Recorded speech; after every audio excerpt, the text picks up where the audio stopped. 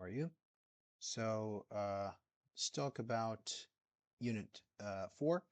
So guys, Unit 4 is about three shapes, the parallelogram and the trapezia, and we have a circle. We're going to talk about it later.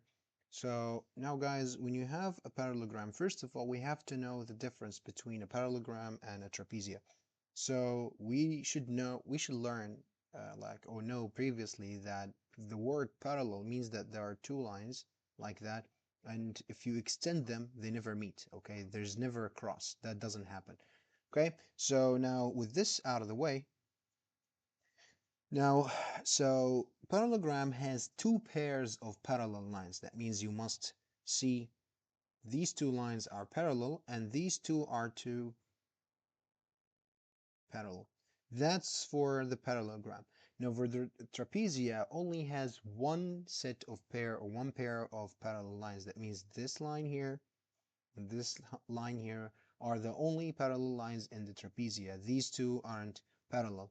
Even if I draw a shape like this, for example, okay, and it's a close to a parallelogram, but I didn't draw the arrows here. I didn't draw them. That means I didn't draw them like that. So that means that these two aren't parallel and these two are parallel. Now this is confusing because the student might think that this is a parallelogram, but this is actually a trapezia because I don't have the lines on those edges. If you just add the lines here, so you have something like this. Okay, now this is a parallelogram. All right, now with this out of the way, to find the area of each one, we have a formula that we should follow. So when it's for the parallelogram, we have first of all to know that here is the width, and we must have here something perpendicular to the width or to the base. Okay, we usually call it the base. Let's just call it the base. That's better. So we have this is the base, and perpendicular to that, what do I mean by the word perpendicular? That it has 90 degrees angle. 90 degrees angle. So that means this here is not the height, but this is the height. Why? Because it has a 90 degrees angle with the base. Okay, so now with this out of the way, so this is the base, this is the height, so that means the area equals to base times height. When it comes to trapezia, we have three um, things that we have to consider. We have to consider the first length, which is A, the second length, which is B, stands for the base, and then we have something perpendicular to the base, which is the height. So now what do? We say A equals to fraction A plus B, meaning that we add A to B and then times H divided by 2. All right, now same thing here. Well, the last thing is the circle. So we want to talk about the circumference. Circumference is basically the line on the outer side like this. Okay, we call this circumference. Okay, so how do we find the circumference? We multiply the diameter, here's the diameter, with the pi. Pi is 3.14. That's a constant number you always multiply with.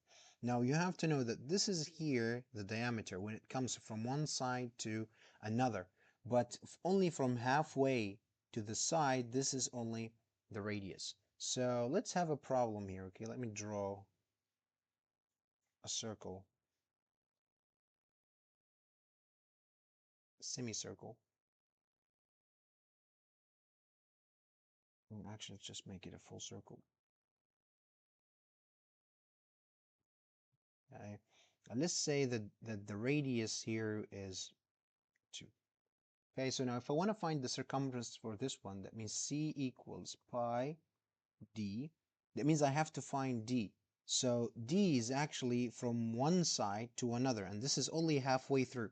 That means I imagine here, I extend it, okay, and this is 2 as well. So that means 2 with another 2. That means d, or the diameter, equals to 4. That means my, like how do I find the circumference here? That means it's going to be C equals 2 pi, which is 3.14 times 4. You can do this with a calculator. And so this is the same thing. So what about if for somehow we have a semicircle, half a circle, okay? And I give you the diameter here, say for example 4. We do the same thing, so C equals to 3.14 times 4, okay? We have the answer here, the circumference, okay? But because this is a half circle, that means I take the answer and I divide it by 2. Why? Because I don't have the full circle. I don't have the full circle. I only have half of the circle. That means I want to divide the answer with 2. All right, what else? So this is the quick review for Unit 4. That's what you really should care about.